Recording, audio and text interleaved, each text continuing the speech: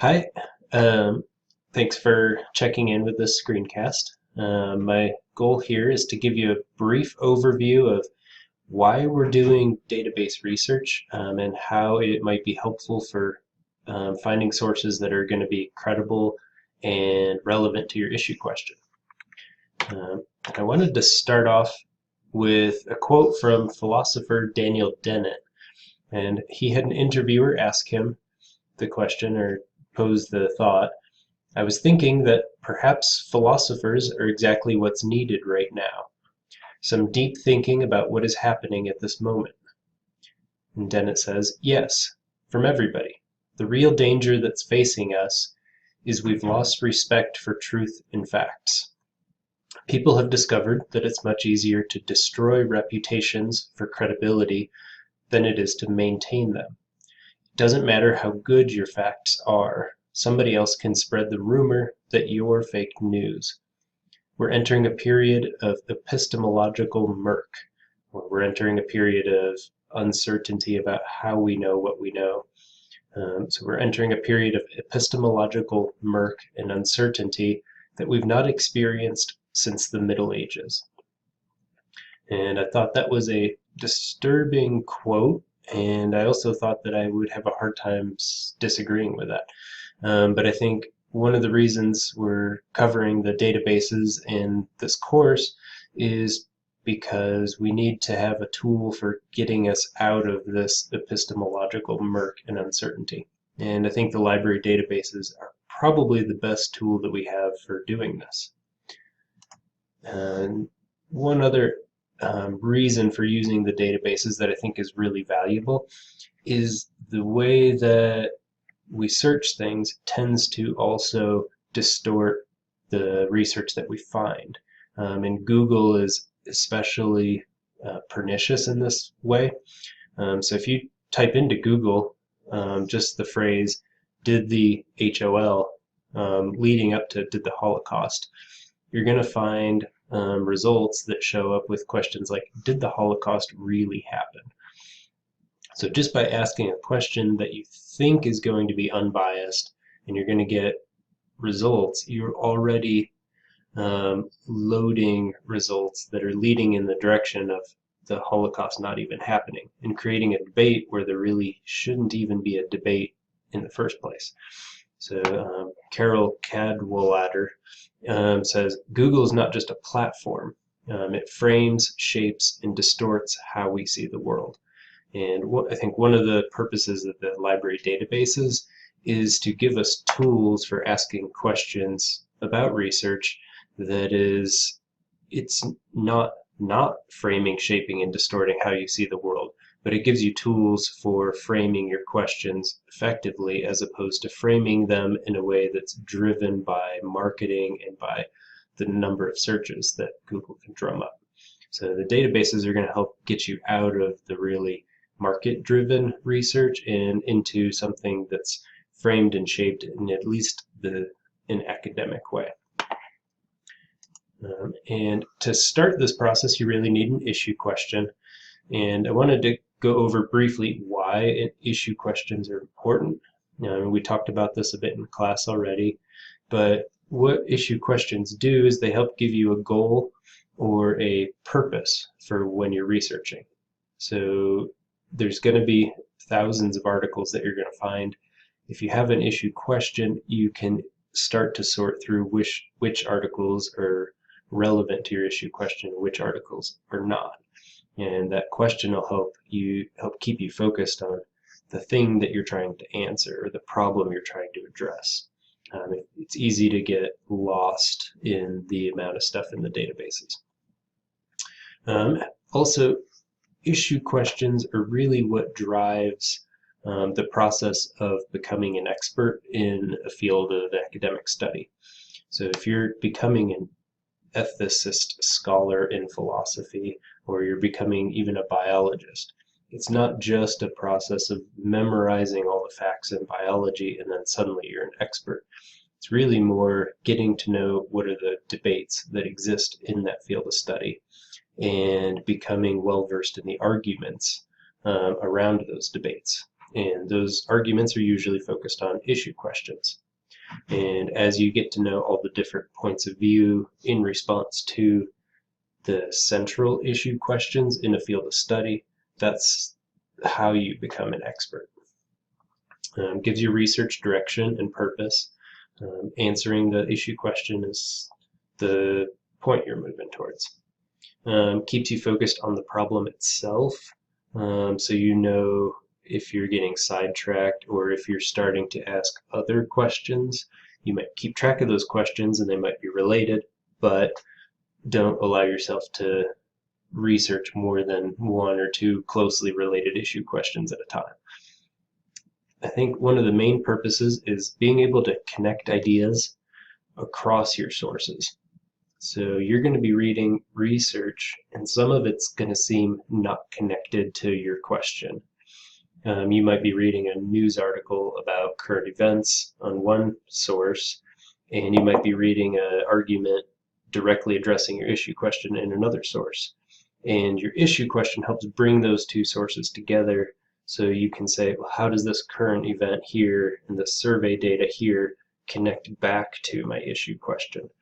So it helps you create bridges across all the different articles that you're going to be reading that at first might not seem like they're connected, but when you start to notice themes and points of contact across the articles, your issue question will help you bring it all into a central place. And issue questions also, if it's an ill-structured question, it will invite a broad range of perspectives on that question. So you're gathering not just information, but also arguments and perspectives, different lenses that you may not have known before you started researching it. I shared this handout in class, and I wanted to just show it again because part of the process of doing academic research is being able to distinguish which sources are going to give you credible, reliable, and relevant responses to your issue question. And usually what I argue is on this continuum of credibility, you should draw a line right down the middle of this section here, where you're sorting high quality mainstream media into the higher quality kind and lesser higher quality kind. And then anything over here is going to be really not very credible. You might find a daily news report that reports on something that was published in one of these other categories. And you could find information about these categories here from these venues, but you really want to be able to track down the original primary source that these articles are writing about. And then that'll lead you to these other more in-depth sources over here. Also, what we're going to be doing is trying to find peer-reviewed stuff that is academically credible, and how to find books as well. The way of drawing this line down the middle here, I think this chart does a good job of categorizing and sorting some of the mainstream media into how reliable and how in-depth they are. So if you look at sources on the liberal side, they tend to be over here, conservative over here, and then also how in-depth they are. So the further up on this line, the more in-depth they are. So if you're reading something like Atlantic magazine, it tends to be fairly in-depth, fairly good source in terms of a high-quality mainstream media, but keep in mind that it's still a left-leaning kind of source, similar with The Guardian. If you want to balance out the information you're getting from The Atlantic, I'd recommend reading something like The Economist. If you spend time reading Slate, balance that out with reading the Fiscal News or The Hill for more conservative perspectives. But generally speaking, these middle categories, this is where you're getting into the daily news, print or electronic stuff, where these just aren't giving you quite enough depth on stuff. I would recommend listening to NPR but pay attention to what they're reporting on and try to find the actual original source that started their reporting, and then get to the more in-depth primary sources from there. So I think it's helpful to categorize sources into more strictly academic sources, even though that's kind of an arbitrary category. But you've got peer-reviewed, credible authority, a reputable publisher. The standards of publication are clear and they tell you what the standards of publication are. And the goal here is that they're aiming at objectivity. So for your papers, you're going to need at least some sources that fit this category. Otherwise, you're going to be basing your research off of non-academic sources, which would in turn hurt your own credibility. Non-academic sources include news articles, magazines, blogs. Non-experts who are doing the writing might just be a reporter who's gathering information and becoming something of an expert, but they're not really an expert themselves. And the aims with this kind of writing tend towards persuading, entertaining, or maybe just informing, like if you're reading a news article. And these are still useful sources because news articles do give you current events, they give you data, they give you stories, and those stories, as long as you can back them up in other articles, are still credible. There's also direct response sources, arguments written by credible authors that tackle your issue question head on. And those are going to be important because that's how you get the variety of perspectives on your issue. Indirect sources are sources that don't directly address your issue question, but you're still able to make connections from the stories or the information you're getting in those sources back to your issue question. So they're still useful, but they're not going to provide that direct response to your issue question where you're getting really good arguments about your topic. This is more the informative category. And one other tool at your disposal for finding credible sources is the CRAP test, which I gave the handout for that in class.